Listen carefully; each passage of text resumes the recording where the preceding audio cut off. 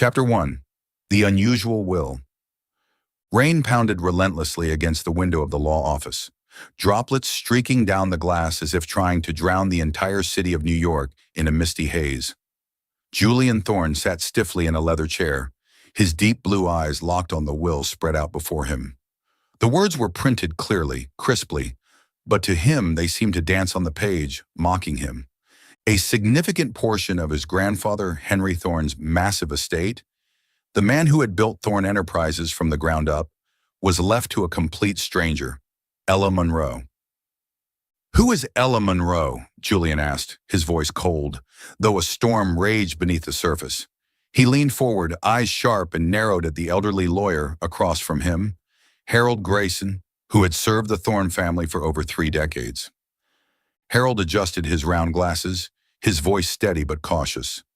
"She's a nurse, Mr. Julian, works at St. Mary's Hospital. Mr. Henry specifically mentioned her in the will." "A nurse?" Julian let out a dry laugh, void of humor. He rose to his feet and walked toward the window, one hand buried deep in the pocket of his tailored slacks. "My grandfather, who trusted no one outside of this family, left millions to some unknown nurse. Is this a joke, Harold?" "It's no joke, sir." Harold opened a file and pulled out a small yellowed envelope sealed with red wax. "This is a handwritten letter from Mr. Henry. He instructed me to deliver it to you only after the will was read." Julian turned, his gaze narrowing. He took the envelope and felt the coarse texture of the paper beneath his fingers. The red wax bore the Thorne family crest, an eagle with outstretched wings that sent a pang through his chest. His grandfather had always taken great pride in that symbol, in the legacy he had built from nothing. So why would he do this? Julian tore the envelope open and unfolded the single sheet inside. His grandfather's strong, familiar handwriting filled just a few lines. "Julian, you are my pride, but you lack faith in people. Ella Monroe is not a stranger. She showed me light in my darkest days. Find her. Don't let prejudice blind your heart." Julian clenched the paper, heat rising in his chest. "Light? Darkest days," he muttered in disbelief. His grandfather, Henry Thorne, was a man of steel, never one to be swayed by emotion, and now he had left over $50 million to a woman Julian had never even heard of. There could only be one explanation.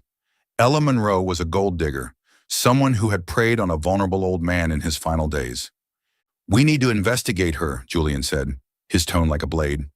"I want to know everything about Ella Monroe, who she is, what she did to my grandfather, and why he made this insane decision." Harold sighed, the weight of age and experience in his eyes. "Mr. Julian, I urge you to be careful. Mr. Henry was not easily fooled. Perhaps there's something you don't yet understand." "Don't understand?" Julian's lips curled into a cold smile. "I understand perfectly. People like her always find a way to worm their way into wealthy families. Maybe she put on the perfect act, but I'll expose her." He stormed out of the office, his polished leather shoes echoing across the marble floor. The rain still poured, but inside Julian, a fire had been lit, a fire of suspicion and determination. Whoever Ella Monroe was, she wasn't going to get away with it. He would find the truth, and if she was indeed a manipulator, he would make sure she paid. As the elevator doors slid shut, Julian pulled out his phone and dialed his personal assistant. "Find me everything on a nurse named Ella Monroe at St. Mary's. I want to know what she has for breakfast." He ended the call, eyes flashing with cold resolve. But deep down, a small flickering question lingered. If grandfather trusted her, was there something he had missed? You're watching Soul Stories, where every tale whispers of love, healing, and hope. If you believe that even the smallest act of kindness can change a life, and that love often arrives when we least expect it, don't forget to subscribe and be part of our journey. Now stay with us. The story is just beginning. Chapter 2. The Mysterious Girl and Her Sick Brother. Julian Thorne had never stepped foot in the Lower East Side, a neighborhood of narrow streets, musty smells, and the distant wail of ambulance sirens. He adjusted his tie, feeling out of place in his Armani suit amidst the old buildings with graffiti-stained walls. His assistant, Marcus, had texted him Ella Monroe's address, a small apartment on the third floor of a rundown tenement building. She lives here? Julian muttered, eyes sweeping across a line of people waiting at a nearby food truck that served free meals. If Ella really was a gold digger, she was playing a remarkably clever hand. He pushed open the heavy iron door, the rusted hinges groaning like a warning. The rotting wooden stairs creaked beneath his every step, and the stale stench of old cigarettes clung to the air. At apartment 3B, Julian paused, drawing a deep breath. He had decided to pose as a legal assistant from Grayson and Associates to approach Ella. If she was running a scam, he needed proof, and he wouldn't let emotions cloud his judgment. He knocked 3 times, the sound flat and sharp. A moment later, the door cracked open, revealing a pair of large, warm brown eyes. The woman standing there was petite, her blonde hair pulled into a simple ponytail. She wore a worn sweater and faded jeans. No makeup, no jewelry, nothing like the gold digger he had imagined. "Yes," her voice was gentle but wary. "I'm Ethan Carter, from Grayson and Associates," Julian replied smoothly, flashing the polite smile he had perfected in million-dollar negotiations. "I'm here to discuss Mr. Henry Thorne's will." Ella's eyes widened, not with excitement, but with panic. "The will? I already told Mr. Grayson. I don't want anything from the Thorne family." She stepped back, starting to close the door, but Julian quickly stopped it with his hand. "This will only take a few minutes, Miss Monroe. It's a legal matter of importance." He kept his tone calm, but inside, he was analyzing her every expression. Was that panic genuine, or just an act? Ella hesitated, then gave a reluctant nod. "Fine, but please be quick. I have things to do." She opened the door wider, revealing a small, cramped apartment, surprisingly clean. An old sofa sat by the window, stacked with medical textbooks. In one corner was a fold-out bed, and on it lay a boy around 10 years old. He was pale, eyes closed, a faint beeping coming from the heart monitor beside him. Julian paused. "Is he—" "My brother Liam," Ella said softly, her tone shifting as she looked at the boy. "He has a congenital heart defect. Today's not a good day." She stepped over, gently adjusting the thin blanket over Liam's body with the care of someone handling fragile glass. Julian watched, a strange tightness forming in his chest. The scene, a struggling girl caring for her sick brother, was almost too perfect, as if staged. He'd seen similar tactics in court cases, heart-tugging narratives crafted to manipulate sympathy.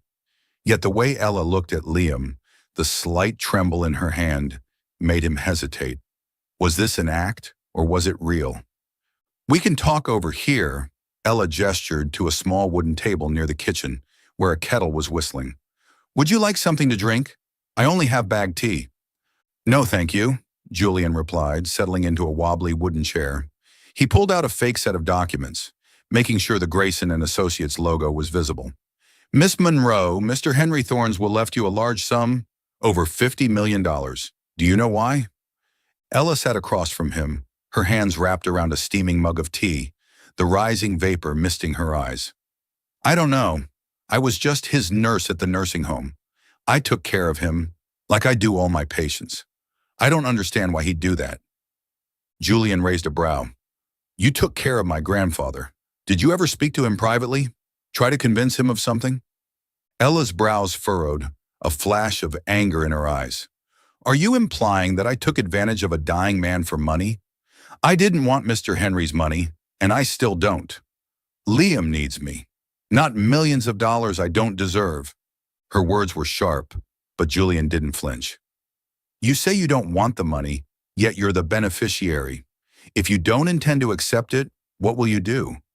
Formally refuse it?" "Yes," Ella answered firmly.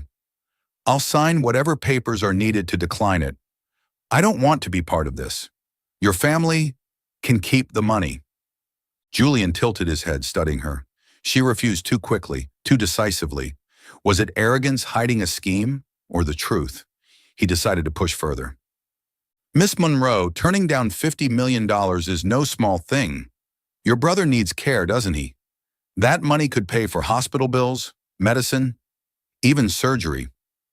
Ella stiffened. Her gaze flicked to Liam, then back to Julian. "I'll find a way. I always have. I don't need someone else's money to save my brother." Her voice trembled, not from weakness, but from fierce determination. "Mr. Carter, if that's all, please leave. I need to be with Liam." Julian rose, feeling as if he'd walked into a chess game without understanding the rules. He nodded, placing a fake business card on the table. "If you change your mind, call me. That's the office number." As the door closed behind him, Julian stood in the dim stairwell, mind spinning. Ella Monroe didn't look like a gold digger.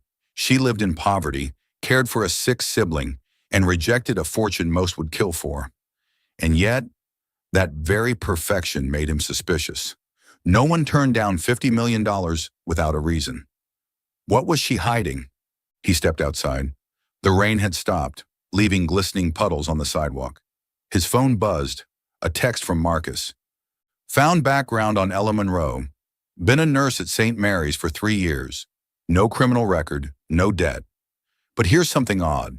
She took a 3-month leave with no explanation, right when Mr. Henry was admitted to the nursing home." Julian tightened his grip on the phone, eyes narrowing. 3 months, he murmured. Plenty of time to build a connection, or a scheme. He decided to keep tracking Ella, under the guise of a legal assistant. If she was acting, he'd make sure she slipped. But as he climbed into the waiting Bentley, the image of Ella's brown eyes, worried yet resilient, lingered in his mind. For the first time, Julian felt a flicker of doubt. Not about Ella, but about his own judgment. Chapter 3. The Distorted Truth. Light from the massive glass windows on the 48th floor of Thorne Enterprises spilled across Julian Thorne's expressionless face. He sat at the head of the conference table, hands clasped tightly, eyes sweeping over the 10 board members who stared back at him with a mix of anticipation and growing impatience. The atmosphere in the sleek boardroom, lined with walnut paneling and anchored by a towering LED screen, was as heavy as a courtroom. At the center of the table lay a copy of his grandfather Henry Thorne's will, sitting there like a silent accusation. "Julian, we need to act now," said Eleanor Caldwell, the board's most senior member. Her voice was sharp, her eyes behind gold-rimmed glasses gleaming with authority. "This story about the nurse is spreading across financial forums. If we don't get ahead of it, Thorne Enterprises stock will take a hit. What do you want shareholders to think? That the Thorne family allowed a gold digger to manipulate Henry's legacy?" Julian clenched his hands, nails digging into his palms. The image of Ella Monroe in that run-down apartment flashed through his mind, her steady but anxious gaze as she spoke of her sick brother. He had met her just 2 days ago, and though he still had doubts, he couldn't deny she didn't fit the mold of a gold digger. But the board didn't care about his instincts. They only cared about numbers and reputation. "I understand," Julian replied, his voice low but firm. "But we don't have concrete evidence that Miss Monroe is a fraud. She's already refused the inheritance." A scoff echoed from the end of the table. Vincent Marlowe, a smug young investor, leaned on one elbow, smirking. "Refused? That's just a tactic, Julian. She knows accepting the money too soon would expose her. She's playing the long game. I propose we launch a media campaign, label her the gold digger nurse, and force her out before this becomes a scandal." Julian's stomach twisted. A media campaign. He knew the power of sensational headlines, of paid press coverage, of how the media could twist the truth until it became unrecognizable. He'd used those tactics himself to crush competitors. But this time, the target was a nurse living in poverty, caring for a sick child. Something about it felt wrong. "Miss Monroe has no criminal record, no debt, and she's declined the inheritance," Julian said, keeping his voice as neutral as possible. "If we go after her without proof, it could backfire." Eleanor arched an eyebrow, her gaze sharp as a blade. "Backfire? Julian, you're the CEO of Thorne Enterprises. Your job is to protect your grandfather's legacy, not the feelings of some anonymous girl. We've already hired a PR firm. They're ready to release the first article tonight. Poor nurse or calculated opportunist? You just need to give the green light." Julian looked down at the will again. His grandfather's words echoed in his mind. "Don't let prejudice blind your heart." He wanted to believe Ella Monroe was a fraud, that she manipulated his grandfather into rewriting the will. But the way she refused the money, the fierce way she spoke about her brother, haunted him. If she was innocent, This campaign would destroy her life. If she was guilty, his hesitation could damage the family name. Fine, Julian said at last, his voice so low it was nearly a whisper. Run the article. But I want to oversee the content. No excessive embellishments. Vincent smiled triumphantly. Eleanor nodded in approval. Good. We'll give her a week to show her true colors. If she takes the money, she proves us right. If she doesn't, public pressure will crush her anyway. The meeting adjourned, and Julian walked onto the balcony of the Thorne Enterprises tower. The New York skyline sparkled beneath him, city lights like scattered stars. He pulled out his phone and opened an email from Marcus, his assistant. Attached was a new report on Ella. She had worked at the same nursing home where his grandfather had passed, and during the final 3 months of his life, she had been the only one Henry specifically requested to care for him. There were no records of her receiving gifts or money from him. But what stopped Julian cold was one simple line. Monroe regularly volunteers, providing free medical aid to underprivileged children. He locked his phone, a wave of unease rising in his chest. Volunteer work? Another manipulation? Or something genuine? He recalled her trembling voice when she spoke of Liam, her eyes as she refused the money. What am I doing? Julian muttered, gripping the railing tight. That night, the article was published in a well-known tabloid, The Mystery Nurse Who Inherited Millions from Billionaire Henry Thorne. The article painted Ella as a poor, sweet-faced nurse, but with heavy insinuations that she had charmed Henry to gain access to his fortune. A blurry photograph of Ella, snapped outside St. Mary's Hospital, appeared on the front page with the caption, Angel or Opportunist? Julian sat alone in his dark office, the glow from his laptop casting shadows across his face. He scrolled through the online comments. Vicious accusations, wild theories. Classic gold digger, one person wrote. She definitely slept with the old man for the money, another posted. Every word felt like a knife to his conscience. He told himself this was necessary to protect the family. So why did it feel like betrayal? His phone buzzed. A message from Marcus. Miss Monroe called Grayson and Associates. She asked to meet with Ethan Carter to sign the formal waiver. She says she wants to be left alone. Julian stared at the message, a painful tightness gripping his chest. She still wanted to give up the inheritance, even under attack from the media? He stood abruptly, grabbed his coat, and called his driver. Get the car. I need to go to the Lower East Side now. As the Bentley rolled through the dim streets, Julian felt a storm building inside him. He was going to meet Ella, still posing as Ethan Carter, to finalize the paperwork. But deep down, he knew it wasn't just about the documents. He needed to look her in the eye. He needed to know, was she truly the woman his grandfather had trusted, or just a masterful liar? And for the first time, Julian feared the answer might force him to question everything he believed about her and about himself. Chapter 4. The Cut on Grandfather's Wrist. Ella Monroe's apartment was cloaked in darkness when Julian arrived, the only illumination coming from a dim street lamp, casting shadows through the window. He knocked on the door, heart heavy. He carried a folder of falsified documents under the name Ethan Carter, legal assistant. Papers Ella was supposed to sign to officially renounce the inheritance. But after witnessing the media storm he had helped unleash, Julian wasn't sure what he was doing anymore. The door remained silent. He knocked again, louder this time, only to be met with more silence. Ella, he called, his voice hoarse from the icy hallway wind. A neighbor, a frail elderly woman with silver hair wrapped in a worn shawl, peeked out from the apartment next door. She's not here, she rasped. Took the boy to the hospital this afternoon. The kid's not doing well. Julian turned sharply, heart tightening. Which hospital? St. Mary's, the woman said, then shook her head. Poor girl. The media's tearing her apart, and all she cares about is her little brother. Julian said nothing, just gave a nod of thanks and rushed down the stairs, a crushing guilt pressing on his chest. He jumped into his Bentley and ordered the driver straight to St. Mary's. Ella adjusting Liam's blanket, her unwavering eyes as she refused the money.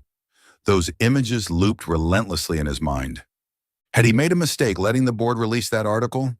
Or was she still playing the perfect game?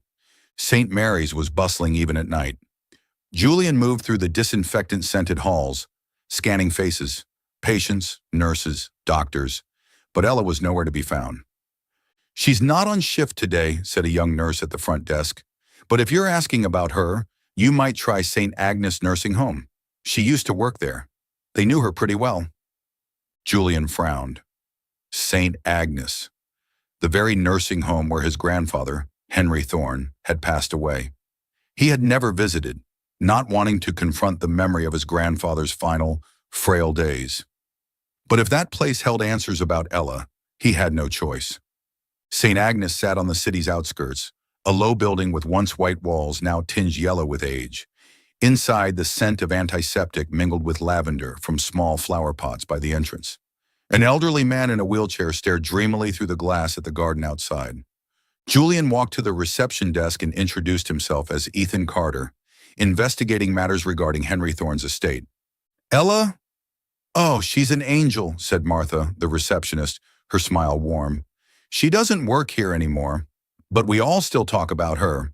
If you want the real story, speak with Mr. Walter. He was very close to Mr. Henry." Julian was led to a quiet garden behind the facility, where an old man sat holding a tattered book. His eyes were cloudy, but sharpness remained in his gaze. "You're Julian, aren't you?" Walter asked, his voice raspy but firm. "I heard you're asking about Ella Monroe. Well, son, she's special, and if you're here because of Henry's will, then you deserve to know the truth." Julian sat across from him on a wooden bench, trying to keep a neutral expression. "The truth? What do you mean?" Walter inhaled deeply, eyes drifting past Julian as though staring into some distant past. "Henry wasn't an easy man, proud, cold. And after he was diagnosed with cancer, he grew bitter. About 3 years ago, one night, I heard something strange from his room. I wheeled myself over and found Ella inside holding his wrist.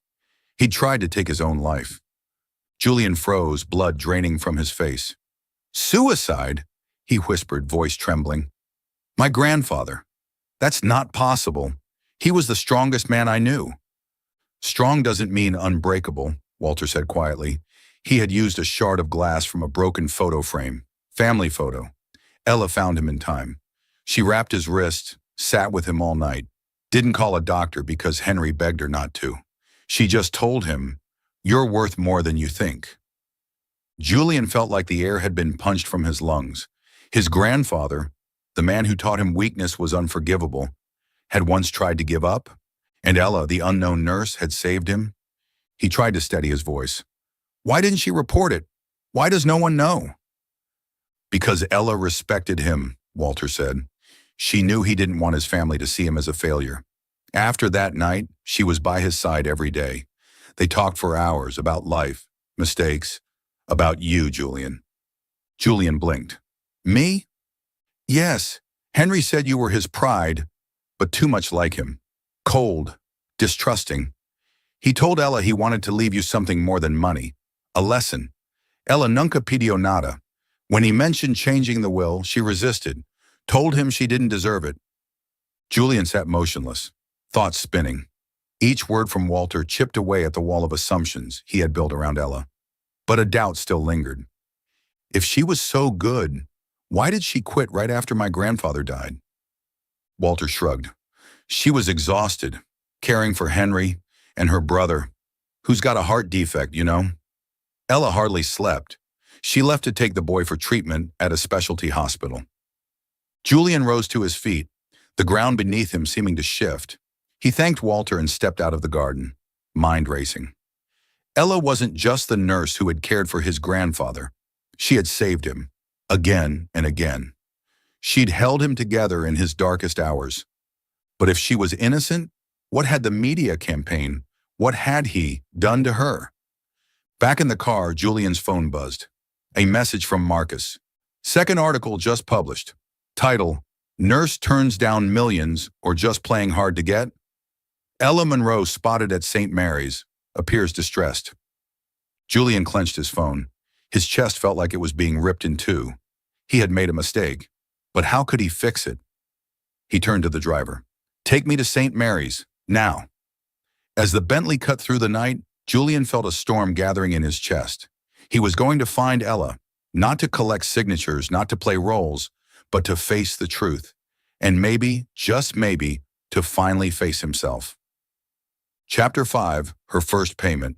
Julian Thorne sat in the back seat of the Bentley, the flickering lights of roadside billboards casting sharp shadows across his chiseled features. His deep blue eyes, usually unreadable, now brimmed with conflict. He had driven straight to St.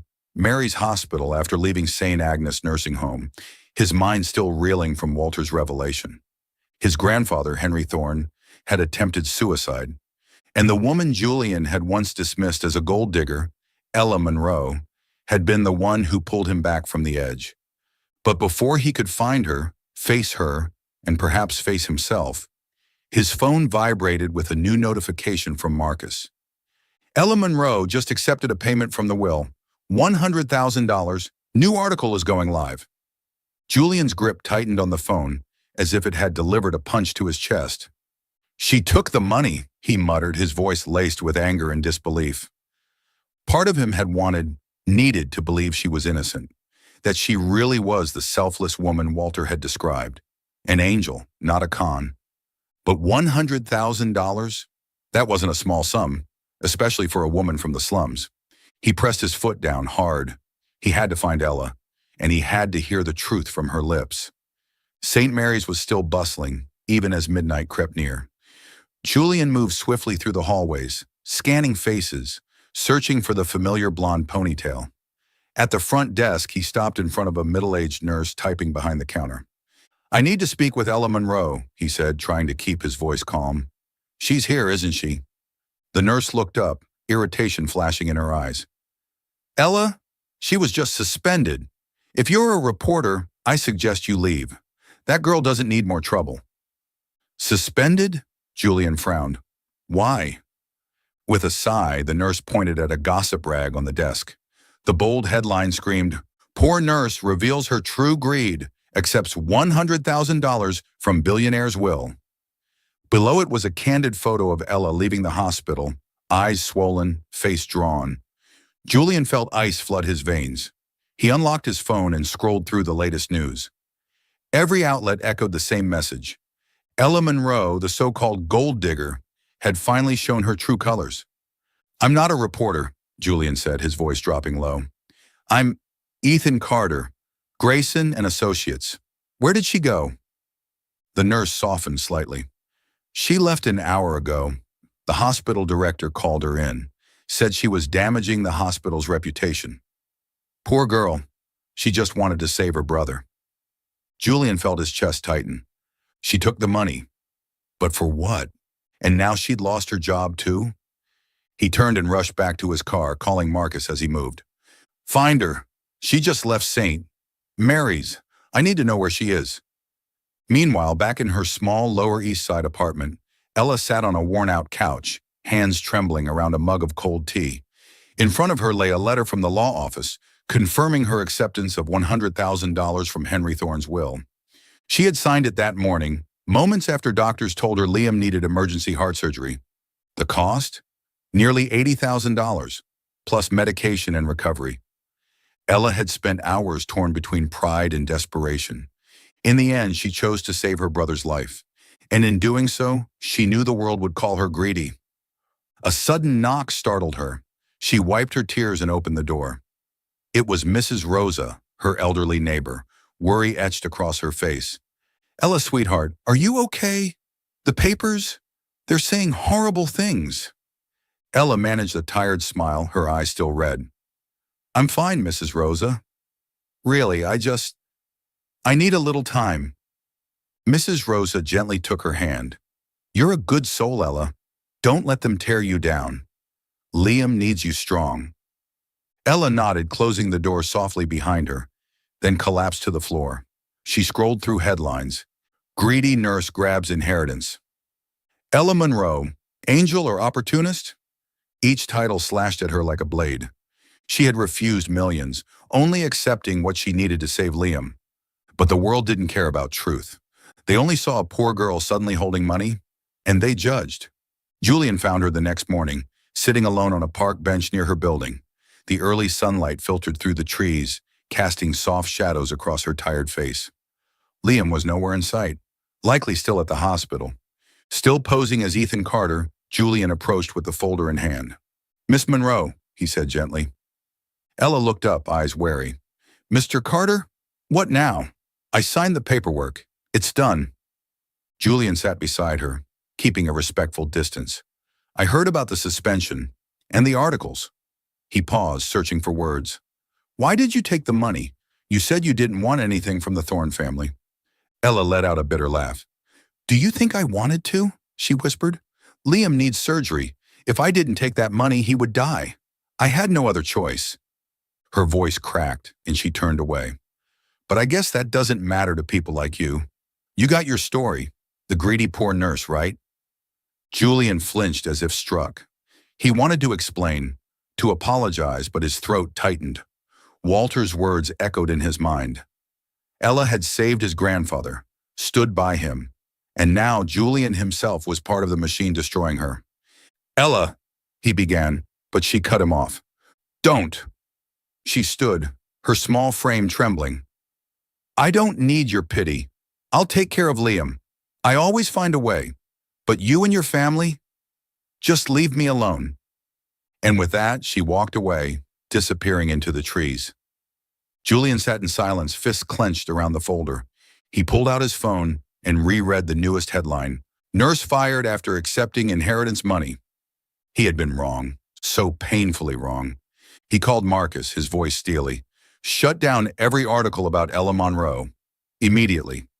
But deep down, he knew the damage was done. Ella wasn't a gold digger. She was the one who saved his grandfather.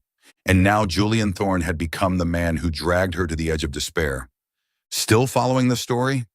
If this story found you outside of Soul Stories, we invite you home, to where every touching tale begins with truth, hope, and heart.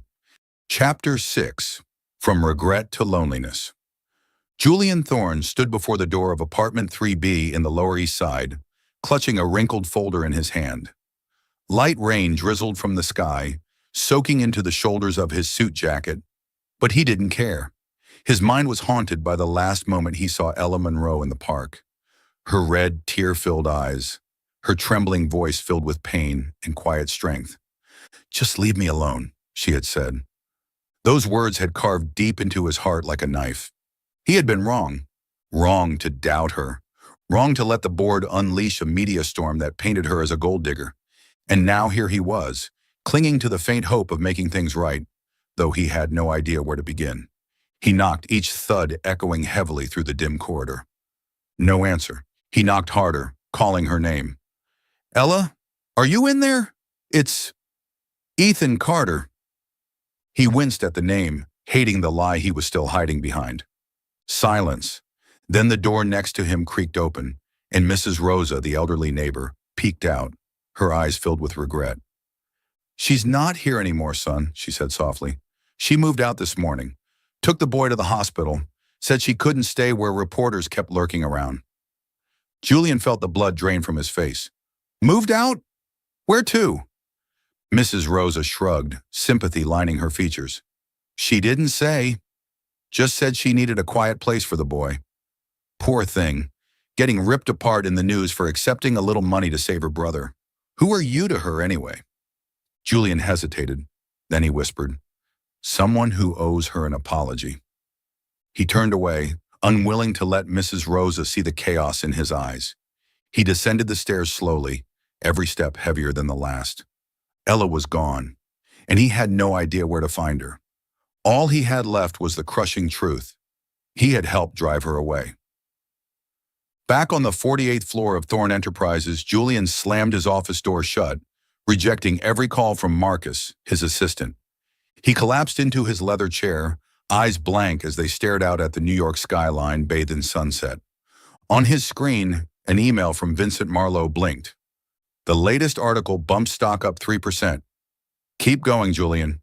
We're controlling the narrative." Julian hurled his computer mouse at the wall. The sharp crack echoed through the silence. Controlling the narrative? He controlled nothing. Every headline, every venomous comment about Ella was the result of his decisions. He opened a drawer and pulled out the handwritten letter from his grandfather. Henry Thorne's firm, slanted handwriting stared back at him like an accusation. Don't let prejudice blind your heart. And yet he had. He had let suspicion guide him. And now Ella, the woman who saved his grandfather, who had rejected millions to keep her dignity, was paying the price. He called Marcus, his voice raw. Find Ella Monroe at all costs. I want to know where she is, and I want to know now. I've tried, sir, Marcus replied cautiously. She's not at St. Mary's anymore, and no one in the Lower East Side has seen her. There's a rumor she took her brother to a hospital outside the city, but nothing confirmed. Julian hung up, his hands shaking. He stepped out onto the balcony, letting the freezing wind bite into his skin.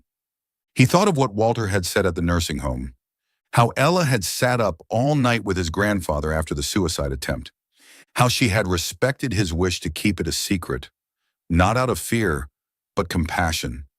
She had given Henry Thorne not just care, but meaning in his final days, and Julian had turned her into a pariah.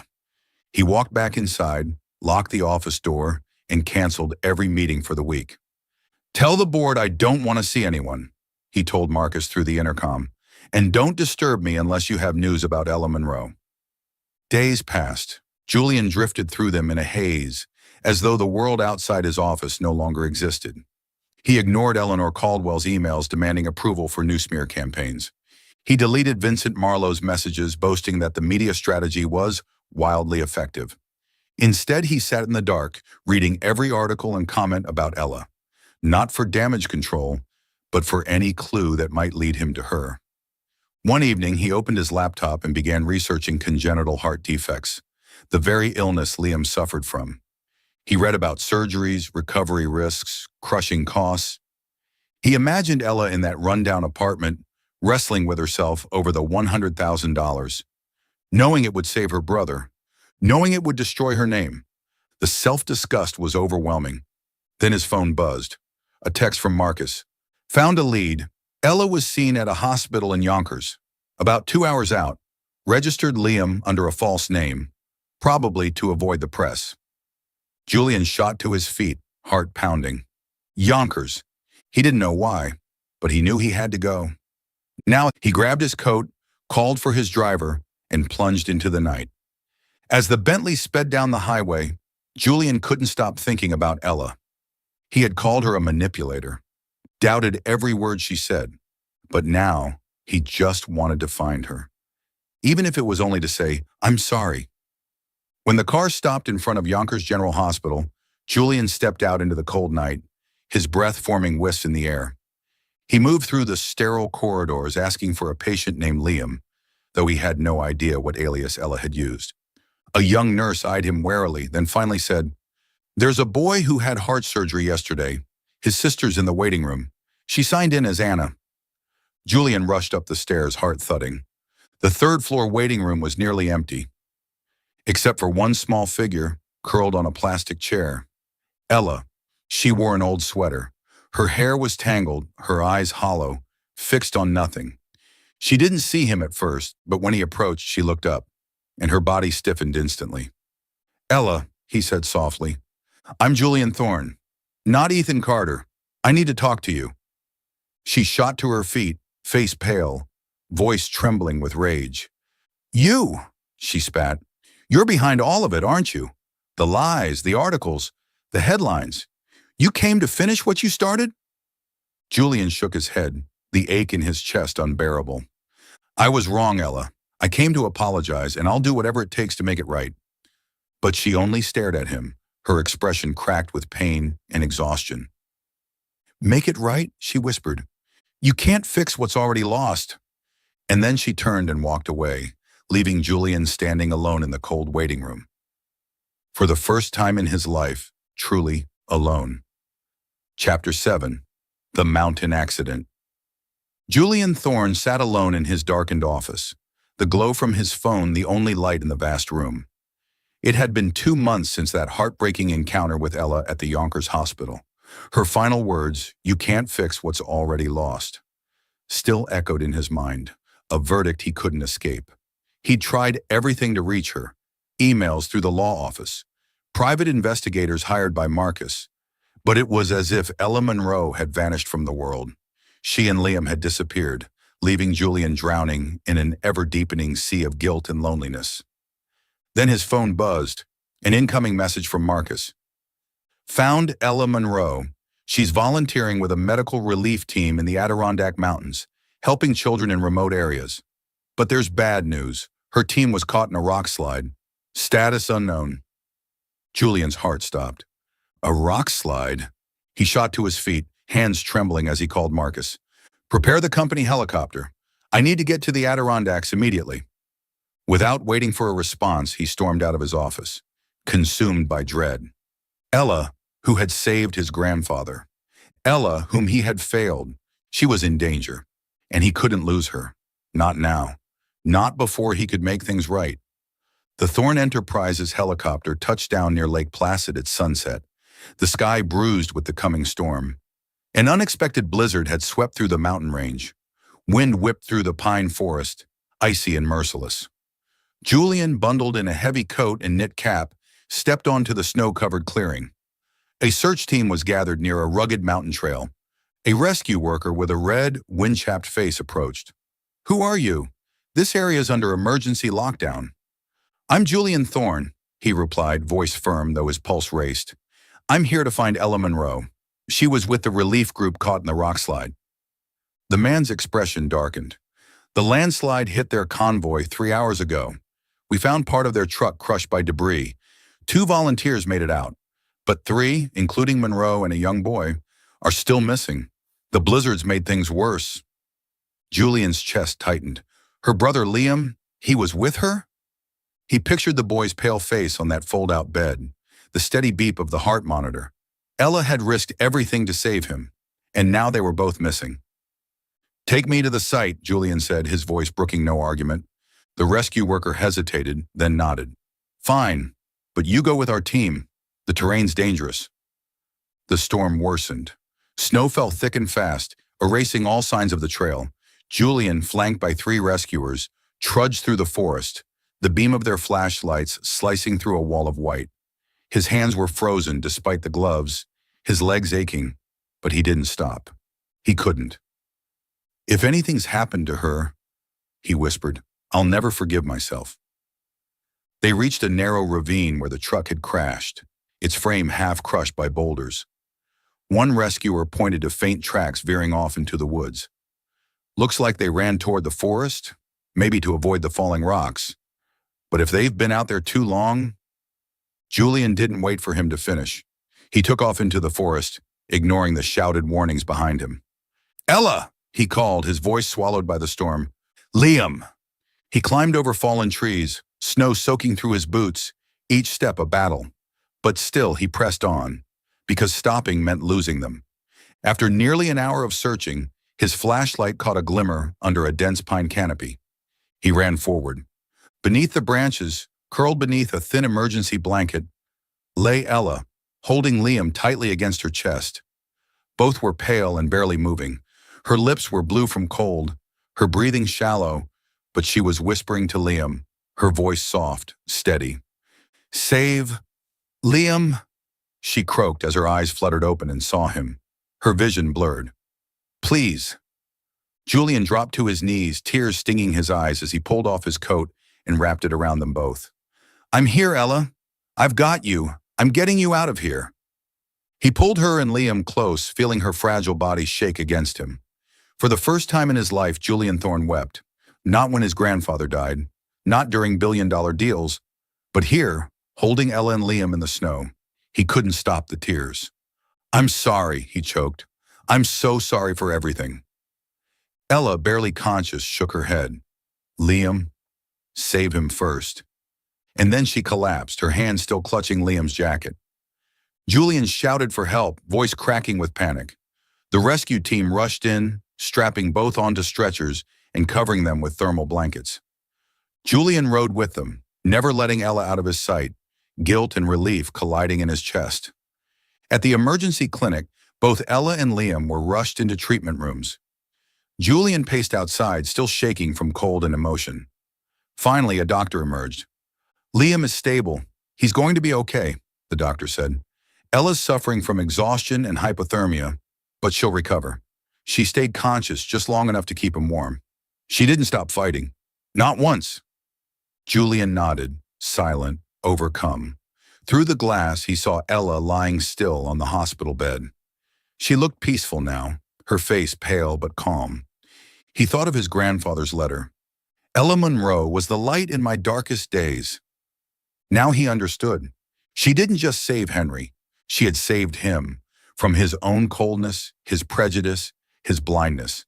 He took out his phone and texted Marcus, "Schedule a press conference. I'm going to tell the world the truth about Ella Monroe." Every word. It would upset the board. It would shake the company. But Julian didn't care. Ella deserved justice. And he, Julian Thorne, was going to give it to her. Not for his legacy, but for her and for himself. Chapter 8, A Public Confession. Julian Thorne stood before the mirror on the 48th floor of Thorne Enterprises, adjusting his tie with hands that still trembled slightly. The light streaming through the floor-to-ceiling windows cast a sharp glow across his face. His deep blue eyes no longer cold, but resolute. It had been 2 days since he had found Ella and Liam in the blizzard in the Adirondacks. The image of her lying unconscious, clutching her brother with the last of her strength, still haunted him. She had saved his grandfather, saved Liam, and now it was his turn to save her name, even if it meant risking everything. His phone vibrated. A message from Marcus. "The board is furious. Eleanor Caldwell called this press conference career suicide. Vincent Marlowe is demanding it be canceled immediately." Julian smirked bitterly. Let them rage. For the first time, he wasn't acting for profit or legacy. He was doing this because it was right. He stepped out of his office and into the grand conference room, where dozens of reporters were already gathered. Camera lights flashed. Microphones extended forward. All eyes turned to him. Julian walked to the podium, blinking into the glare, but standing tall. He took a deep breath. His voice rang out, clear, steady, and unflinching. "Ladies and gentlemen, my name is Julian Thorne, CEO of Thorne Enterprises. Today I'm here to make something right. A mistake that was mine, and one the media helped perpetuate." The room buzzed. A reporter raised a hand urgently. "Are you talking about Ella Monroe, the nurse who allegedly accepted money from Henry Thorne's will?" Julian nodded, his gaze sharp. "Yes, but let me be very clear. Ella Monroe is not the gold digger the headlines made her out to be. She is a woman of strength, compassion, and honor, and I owe her a public apology." He paused, chest tightening as he recalled Walter's words. Ella keeping vigil beside his grandfather after a suicide attempt, her huddled body in the snowstorm, shielding Liam with her own. "Ella Monroe saved my grandfather's life. When no one else could reach him, when even I had turned away, she sat beside him, listened to him, and gave him peace. She asked for nothing in return. When he left her a portion of his will, she initially refused it. Only later, when her brother's life was on the line, did she accept a small amount to pay for a critical heart surgery." The room fell silent, broken only by camera shutters clicking. Julian pulled a folded page from his pocket and held it up. "My grandfather wrote this before he passed. Ella Monroe was the light in my darkest days. He was right, but I was wrong. I doubted her. I let slanderous headlines tarnish her name. I allowed my own prejudice to blind me, and for that I caused her irreparable harm." Another reporter spoke up, voice skeptical. "But Mr. Thorne, if she was innocent, why did she take the $100,000? Doesn't that prove she had ulterior motives?" Julian gripped the podium, fighting back his rising frustration. "She took that money because she had no other choice. Her little brother needed life-saving surgery. She sacrificed her reputation to save him, and instead of compassion, I, made her a scapegoat. She lost her job, her home, her dignity, all because she wanted to save someone she loved." His eyes swept the room. "Ella Monroe is not a gold digger. She is brave, she is selfless, and she deserves justice. I apologize to her, from the bottom of my heart, for the lies I helped spread. And I ask every media outlet to stop the slander and let her live in peace." A small ripple of applause started from one corner of the room, hesitant but real. Julian didn't feel relief. His apology, no matter how honest, couldn't erase the pain he had caused. He stepped away from the podium, ignoring the barrage of follow-up questions, and left the room. He had said what needed to be said.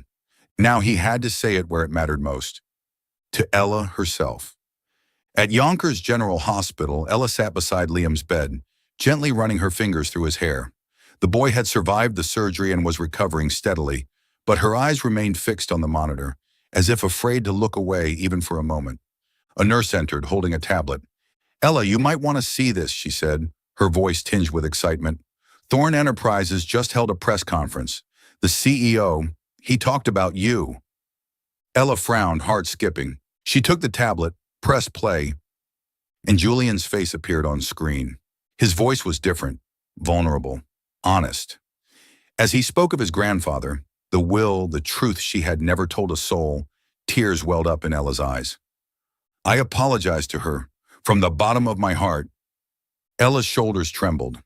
Liam stirred and looked up at her with weak, curious eyes. "Ella, did he mean it? Did he really say he was sorry?" Ella wiped her cheeks. "Maybe," she whispered. "Maybe he did." But even so, it wouldn't change what had been lost. Back at Thorne Enterprises, the atmosphere had shifted. Eleanor Caldwell's voice crackled through the phone, cold and sharp. "You've destroyed everything, Julian. Stock is tanking. The board is calling an emergency meeting to evaluate your position as CEO." "Let them," Julian replied calmly. "I did the right thing, for once in my life." He ended the call before she could speak again. He turned to Marcus. "Any news on Ella?" "She's still in Yonkers," Marcus reported, "but she's not accepting visitors, not even from you." Julian wasn't surprised. He had wounded her deeply, but he wouldn't stop trying. He sat down, pulled out a sheet of stationery, and began writing by hand. Not for the press, not for the board, but for Ella. "Ella, I don't expect your forgiveness. I just want you to know. You changed me. You didn't just save my grandfather. You saved me from the person I was becoming. If there's ever a day when you're ready to talk, I'll be waiting." He sealed the letter and handed it to Marcus with instructions to deliver it to Yonkers General.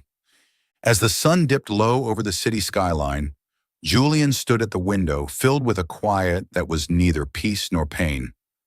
He had spoken the truth, but would it be enough to bring her back? Chapter 9. Return with Faith. The gentle light of early autumn filtered through crimson maple leaves in the suburbs of Yonkers, casting a warm glow across Ella Monroe's face. She stood before a newly renovated building with a modest but dignified sign, "Monroe Care," written in elegant yet bold lettering. Once an abandoned community center, this place had been transformed into a free clinic for the underserved. A dream Ella had never dared to believe could come true. She smoothed the front of her white blouse, taking a deep breath as her heart raced, equal parts joy and nerves. Today was the opening day, and the person who had made it possible was none other than Julian Thorne, the man who had once shaken her life to its core. 3 months had passed since Julian's public apology. After standing in front of cameras to clear her name and offer a heartfelt atonement, he had shown up at Yonkers General with a handwritten letter. At first, Ella had refused to meet him, her heart still bruised from the media storm that had nearly broken her. But the letter changed something. "You didn't just save my grandfather. You saved me from myself." It was quiet, honest, and vulnerable. And so one quiet afternoon, with Liam stable and recovering, she agreed to see him. For the first time, they spoke not as accuser and accused, but as two people trying to mend what had been shattered. Julian stood at the back of the main hall at Monroe Care, his eyes never leaving Ella as she cut the ceremonial ribbon. The small crowd, nurses, volunteers, a few local reporters, erupted into applause. Ella, radiant but still a little shy, stepped up to the microphone. "Monroe Care isn't just a clinic," she said, her voice clear but emotional. "It's a place where everyone, rich or poor, is treated with compassion. I hope it becomes a light for those who are lost in the dark." Julian's chest tightened. He remembered holding her in the snowstorm, realizing how precious she truly was. After the press conference, Thorne Enterprises had faced its own blizzard. Plummeting stock, board members threatening to oust him. But Julian hadn't flinched. He negotiated with shareholders, restructured key projects, and slowly stabilized the company. More importantly, he stood by Ella, not just with funding, but with presence, with intention. After the ceremony, as the crowd dispersed, Julian approached Ella with 2 cups of coffee. "You did it," he said with a soft smile. "Monroe Care is a testament to your heart." Ella looked at him, her gaze still a little guarded, but no longer cold. "I didn't do this alone," she replied. "You helped make this real."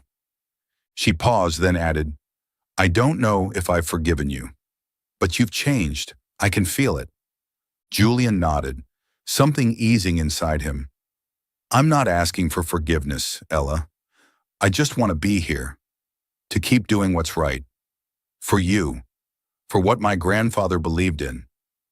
In the weeks that followed, Ella and Julian began working side by side, not just at Monroe Care, but on other outreach projects. Ella returned to nursing, running free clinics and outreach events for underserved children. The media once vicious, now called her a symbol of compassion.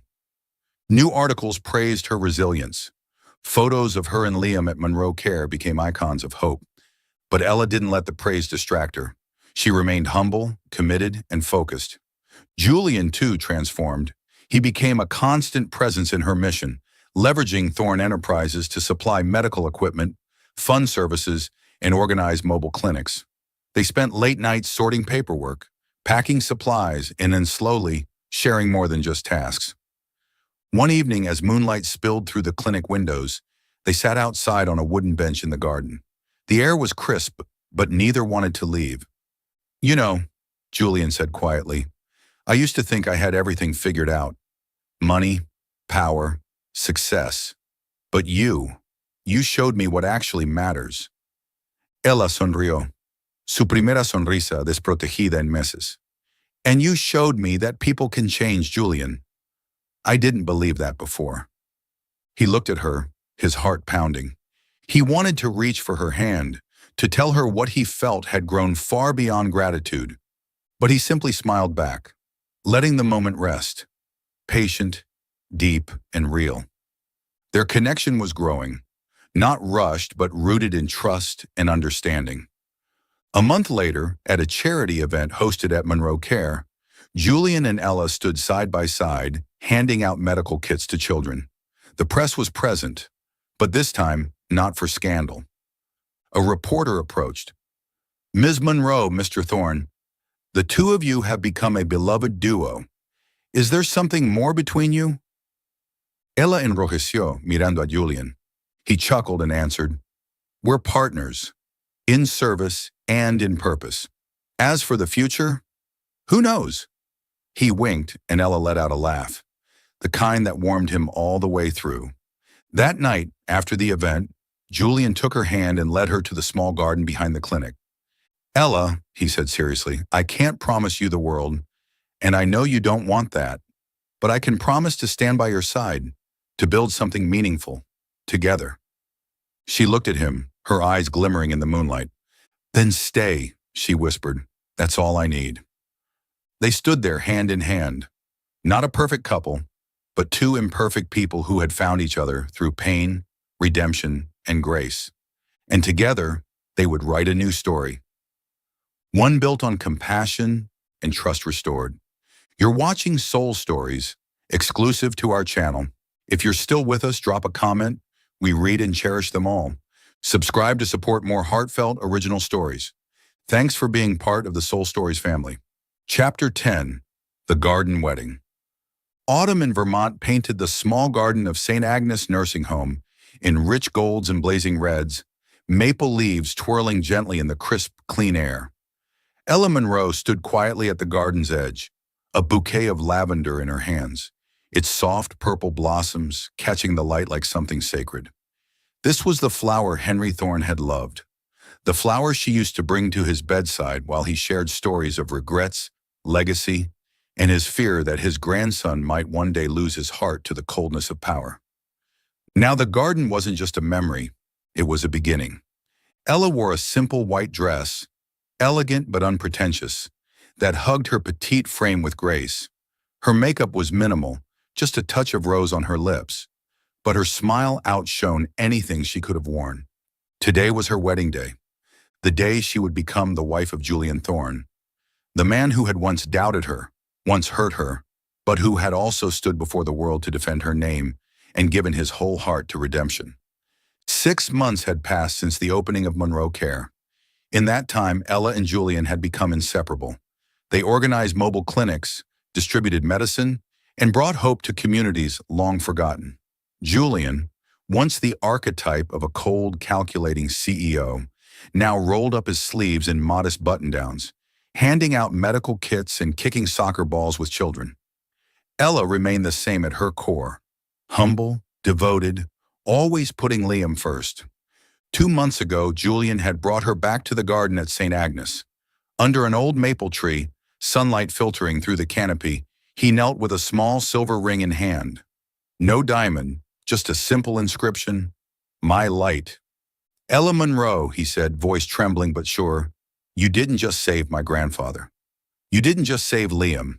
You saved me from loneliness, from everything I once was. I won't promise you the world, because I know you don't want that, but I promise to love and cherish you for the rest of my life. Will you marry me?" Tears shimmered in her eyes. "Yes, Julian," she whispered. "Not for wealth, not for name, but because I've seen who you truly are." They embraced beneath a tree as lavender petals floated on the breeze. The garden, it seemed, bore witness to vows not yet spoken, vows rooted in forgiveness and honest love. Their wedding was held right there, simple, heartfelt, and small. Only a few people were invited. Liam, now thriving post-surgery, darted between rows of chairs, playing with children from Monroe Care. Mrs. Rosa, Ella's steadfast neighbor, Mr. Walter from the nursing home, beaming from his wheelchair, and Marcus, Julian's loyal assistant and now their dear friend. There were no cameras, no headlines, just birdsong, laughter and rustling leaves. Ella walked the leaf-strewn aisle, hand in hand with Liam, who clutched her tightly in pride.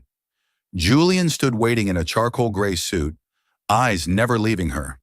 When she reached him, he took her hand and whispered, "You're the most beautiful thing I've ever seen, Ella." The ceremony was officiated by a local pastor who had once known Henry Thorne. He spoke of the garden as a place of healing and second chances. When it came time for their vows, Julian spoke first. "Ella," he said, voice steady and full, "I used to live for reputation, for control, but you've taught me that life's most precious currency is trust and love.